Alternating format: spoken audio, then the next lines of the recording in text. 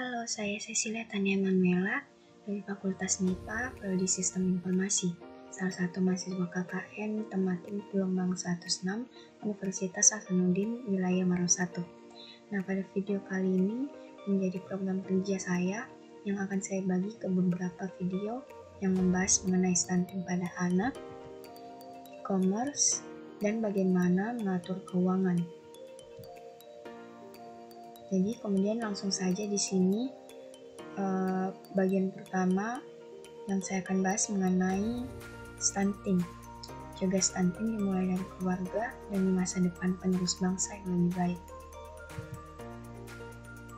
Nah, sebelum itu, apa sih itu stunting? Nah, stunting itu kondisi di mana anak mengalami gangguan pertumbuhan sehingga menyebabkan tubuhnya lebih pendek ketimbang teman-teman seusianya. Stunting memang ditandai dengan tinggi badan yang pendek, tetapi yang disertai oleh malnutrisi. Nah, pada umumnya, stunting tidak terjadi begitu saja, melainkan dimulai dari janin hingga sang anak menginjak usia 2 tahun. Minimnya asupan nutrisi pada usia 1000 hari pertama pertumbuhan anak menjadi faktor utama penyebab stunting pada anak. Umumnya, stunting adalah gangguan yang sering ditemukan pada balita, khususnya usia 1-3 tahun. Seorang anak disebut penderita stunting jika tinggi badan mereka sesuai usia di bawah -2 standar deviasi hingga -3 standar deviasi dari median standar pertumbuhan anak yang ditetapkan WHO. Angka stunting di Indonesia sebesar 27,7% dari SSGBI 2019. Ini menempatkan Indonesia berada pada status kronis, sebab WHO mengklasifikasikan negara mengalami status kronis jika angka prevalensinya melebihi 20%. Nah, angka ini juga menempatkan Indonesia di posisi teratas angka stunting tertinggi di Asia Tenggara. Apalagi berdasarkan kutipan dari Kepala Badan Kependudukan dan Keluarga Berencana Nasional, memperkirakan angka stunting meningkat selama pandemi COVID-19. Nah, istilah stunting memang masih asing bagi masyarakat Indonesia. Ini juga yang menjadi penyebab semakin tingginya angka stunting di Indonesia. Kemudian, apa sih penyebab stunting? Yang pertama, asupan nutrisi pada ibu. Nah, penyebab stunting yang pertama dipengaruhi oleh asupan nutrisi pada ibu hamil. Yang kedua, kurangnya asupan makanan sehat dan bergizi sebagai makanan pendamping ASI. Dan pemberian makanan pendamping yang tidak cukup dan kekurangan nutrisi penting di samping asupan kalori murni adalah salah satu penyebab pertumbuhan pada anak yang terhambat. Yang ketiga yaitu kebersihan lingkungan. Ada kemungkinan besar hubungan antara pertumbuhan linear anak-anak dan praktik sanitasi rumah tangga. Yang keempat yaitu kondisi kesehatan ibu yang kurang baik. Yang kelima, kurangnya pengetahuan ibu mengenai gizi sebelum hamil, saat hamil, dan setelah melahirkan. Yang keenam, terbatasnya akses pelayanan kesehatan termasuk layanan kehamilan dan postnatal atau setelah melahirkan. Yang ketujuh, wanita yang hamil pada usia remaja juga berisiko, sebab akan terjadi semacam persaingan perebutan nutrisi antara tubuh ibu yang masih dalam tahap pertumbuhan dan juga si bayi.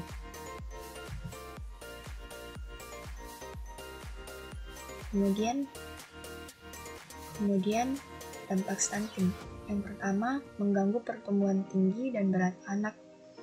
Stunting adalah salah satu dari berbagai penyebab anak lebih pendek dibandingkan dengan rata-rata anak seusianya. Berat badannya pun cenderung jauh di bawah rata-rata anak sebayanya.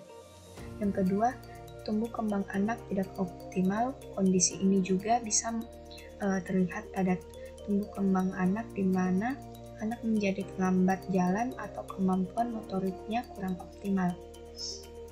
Yang ketiga, mempengaruhi kecerdasan dan kemampuan belajar anak. Menurut sebuah penelitian, stunting adalah salah satu faktor yang berpengaruh terhadap IQ anak, lebih rendah dibandingkan anak seusianya. Anak akan sulit belajar dan berkonsentrasi akibat kekurangan gizi. Yang keempat, mudah terserang penyakit. Jika anak mengalami stunting, kemungkinan besar anak akan mengalami kondisi yang membuat anak mudah terserang penyakit dan berisiko terkena berbagai penyakit saat dewasa seperti diabetes, jantung, kanker, dan stroke. Bahkan, stunting pada anak juga bisa berujung pada kematian usia dini. Nah, di sini juga terdapat siklus stunting, di mana jika dari awal ibu dan bayi mengalami malnutrisi dan mengakibatkan anak itu stunting hingga remaja, sehingga siklus ini bisa meningkatkan tingkat stunting di Indonesia. Kemudian yang kedua itu siklus dampak jangka panjang pada stunting.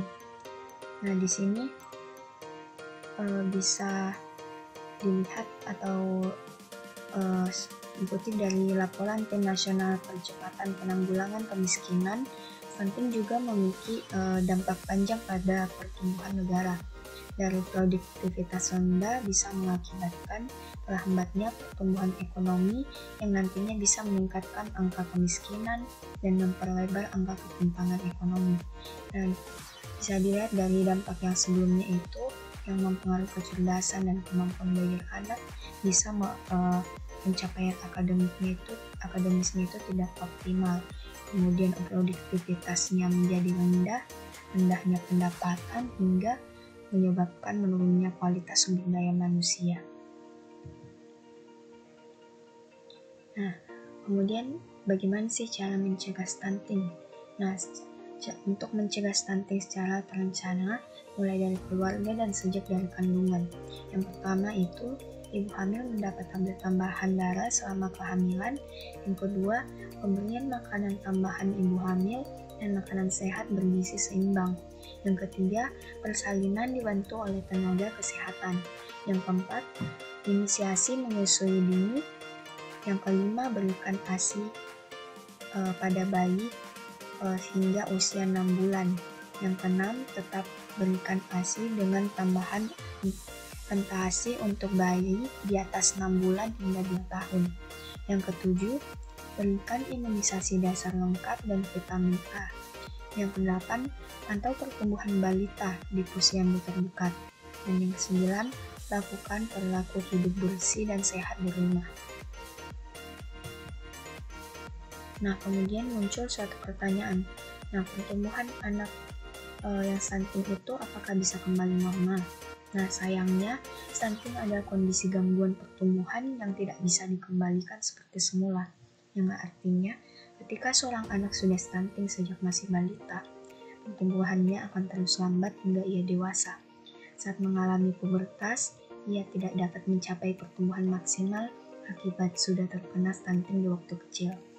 Meski Anda telah memberikan makanan yang kaya akan gizi, tetap saja pertumbuhannya tidak dapat maksimal seperti anak normal lainnya. Nah, namun tetap penting bagi Anda memberikan berbagai makanan yang bergizi tinggi agar mencegah kondisi anak semakin buruk dan gangguan pertumbuhan yang ia alami semakin parah. Nah, dari sini itu penting. Sebenarnya hal ini dapat dicegah dengan cara memberikan nutrisi yang maksimal saat awal-awal kehidupannya, tepatnya selama 1000 hari pertama kehidupan anak. Nah, jika Anda mengetahui bahwa anak Anda mengalami stunting, sebaiknya segera konsultasikan pada dokter anak agar cepat teratasi.